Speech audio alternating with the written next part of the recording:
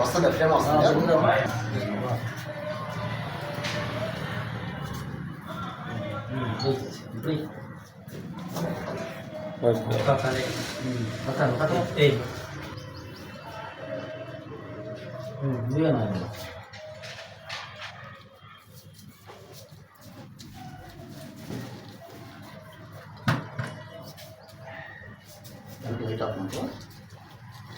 పర్లేదు.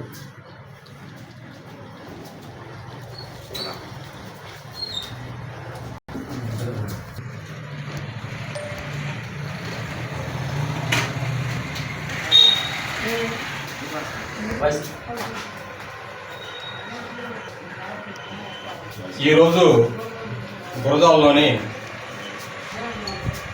National organise party ఆఫీసులో కొమ్ము నాగేంద్రం గారి అధ్యక్షతన నేషనల్ ఆర్గనైజ్ పార్టీ జాతీయ ప్రధాన కార్యదర్శి, అలాగనే ఆంధ్ర తెలంగాణ రాష్ట్ర ఇన్ఛార్జి కొమ్ము నాగేంద్రం గారి ఆధ్వర్యంలో ఈ యొక్క సావిత్రిబాయి పూలే 189వ జయంతి వేడుకల్ని ఇక్కడ ఘనంగా నిర్వహించడం జరిగింది. సావిత్రిబాయి పూలే మహాత్మా జ్యోతిరావు పూలే భార్య. దాదాపుగా 200 సంవత్సరాల క్రితమే జ్యోతిరావు పూలే గారు సావిత్రిబాయి పూలేకి విద్యను నేర్పించి ఈ యొక్క దేశంలో ముఖ్యంగా మహిళలకు విద్యా గుర్తులు నేర్పించినటువంటి ఘనత సావిత్రిబాయి పూలే గారు. ఈ దేశంలో అసమానతలు చోటు చేసుకున్నటువంటి సందర్భంలో ముఖ్యంగా స్త్రీలకు విద్యా బుద్ధులు నేర్పించి ఇవాళ ప్రపంచ స్థాయిలో కూడా మన మహిళలు రాణిస్తున్నారంటే దానికి మెయిన్ కారణం సావిత్రిబాయి పూలే గారు అని చెప్పేసి ఈ సందర్భంగా సగౌరవంగా చెప్తారు. సావిత్రిబాయి పూలేని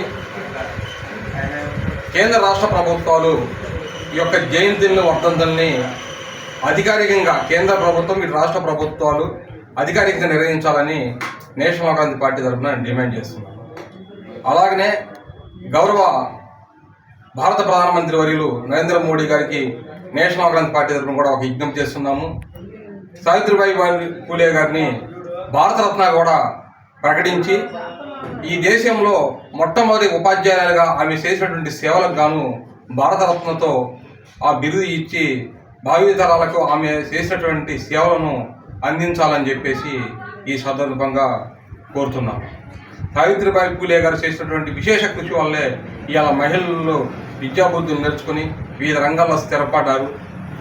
దేశ ప్రధానులుగా, వివిధ రాష్ట్రాల ముఖ్యమంత్రులుగా, వివిధ హోదాల్లో ఐఏఎస్, ఐపీఎస్, ఐఆర్ఎస్ అటువంటి పోస్టుల్లో కూడా ఇవాళ వాళ్ళు రాణించి వారి యొక్క ప్రతిభను కనపరుస్తున్నారంటే దానికి బీజం వేసినటువంటి మహాత్మా జ్యోతిరావు పూలే గారి భార్య సావిత్రిబాయి పూలే అని చెప్పేసి మీ అందరికీ వివరిస్తూ ఈ కార్యక్రమానికి నన్ను ఆహ్వానించినందుకు నారాయణ గారికి మరి ఒకసారి హృదయపూర్వక ధన్యవాదాలు తెలుపుకుంటూ సెలవు తీసుకుంటాను. అసమానతలు ఎదుర్కొన్నటువంటి వాళ్ళల్లో ముఖ్యంగా ఆ రోజుల్లో స్త్రీలు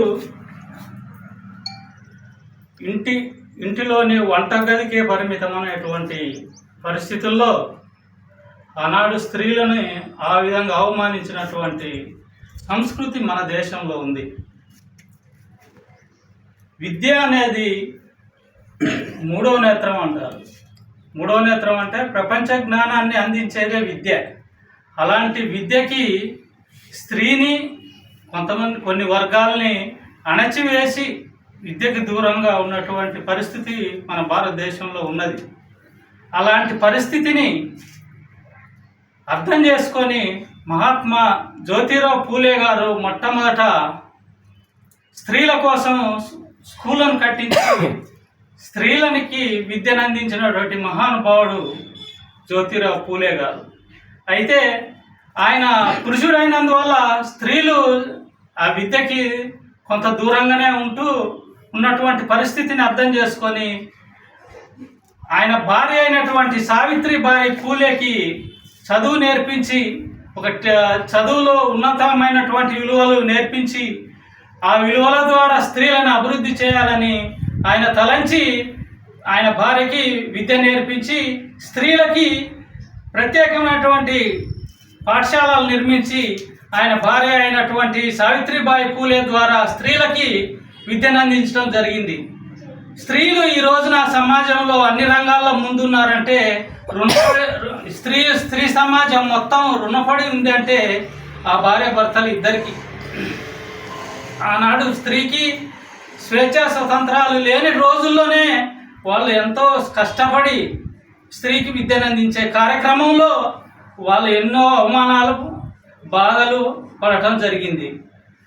సావిత్రిబాయి పూలే గారు స్కూల్కి వెళ్తున్న టైంలో కట్టుకున్న చీర బ్యాగులో ఒక చీర ఉంటుంది. ఎందుకంటే కట్టుకుని స్కూల్కి వెళ్ళే మార్గంలో ఆనాడు శాసిస్తున్నటువంటి బ్రాహ్మణ సమాజం వాళ్ళని చిత్రహింసలు చేసి ఆమెకి దారిలో వెళ్తుంటే ఆమెని అనగానే వర్గాలకు చదువు నేర్పిస్తున్నావా అని చెప్పేసి పేడ నీళ్ళు చల్లేవాళ్ళు ఆ రోజుల్లో. అందుకని ఆమె బ్యాగులో సపరేట్గా చీర పెట్టుకొని వెళ్ళేది.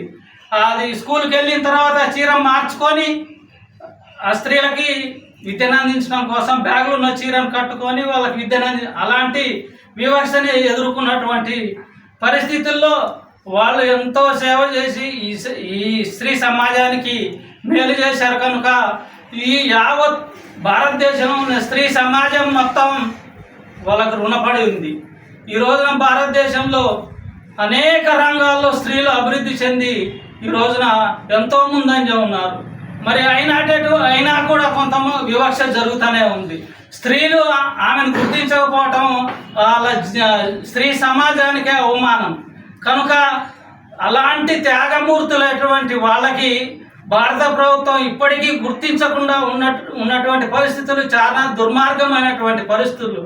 ఈ రోజున దేశం కోసం సమాజం కోసం ఏమీ చేయనటువంటి వాళ్ళు ఈరోజు మేము దేశభక్తులు అని ప్రచారం చేసుకుంటున్నారు. ఈ దేశంలో స్వతంత్ర పోరాటం జరిగిన క్రమంలో ఎలాంటి స్వతంత్ర పోరాటంలో ఏ భాగస్వామి లేనటువంటి సంస్థలు ఈ రోజున మేము దేశభక్తులము, మేమే దేశాన్ని కాపాడగలము, మేమే దేశాన్ని కాపాడేది, మాకే భక్తి ఉంది, దేశం అంటే మాకే గౌరవం అని ఎంతో టీవీలలో మాధ్యమాల్లో ప్రచార సాధనాల్లో ప్రచారం చేసుకుంటున్నారు. నిజమైనటువంటి సమాజానికి చేసినటువంటి మహాత్మా జ్యోతిరావు పూలే ఆయన భార్య వాళ్ళ త్యాగాలు ఈరోజు ఎవరికి గుర్తుండట్లేదు. అలాంటి పరిస్థితుల్లో వాళ్ళు జన్మదినాన్ని పురస్కరించుకొని మన శ్రీనివాసరావు గారు తమ్ముడు వీళ్ళందరూ గుర్తించి వాళ్ళ జయంతిని జరుపుకోవడం నిజంగా మనకు ఆశీర్వాదకరం, మనకి మేలు. ఎందుకంటే సమాజానికి, పేద ప్రజలకి, మనిషి అన్నవాడికి కొంత విజ్ఞానాన్ని అందించారంటే అలాంటి మహానుభావుల్ని గుర్తు చేసుకోవటం అనేది ఈ సమాజానికి ఆ ముఖ్య బాధ్యత. ఆ బాధ్యతను మర్చిపోకుండా ఈరోజు ఈ కార్యక్రమం నిర్వహించినటువంటి పెద్దలందరికీ ధన్యవాదాలు తెలియజేస్తూ ఈ అవకాశం ఇచ్చినటువంటి పెద్దలకు అందరికీ కృతజ్ఞతలు.